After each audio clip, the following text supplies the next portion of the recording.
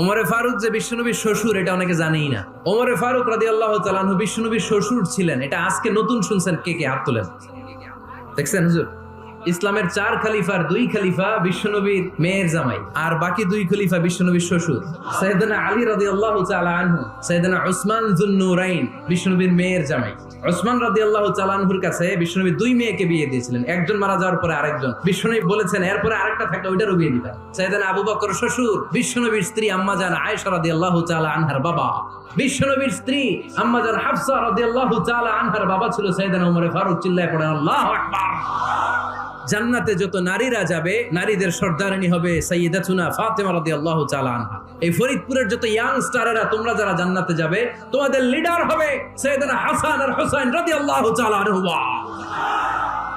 আর বয়স্ক মুরব্বীরা যারা জান্নাতে ঢুকবেন, আপনাদের লিডার হবে সাইয়েদনা আবু বকর আর সাইয়েদনা ওমর ফারুক রাদিয়াল্লাহু তাআলা।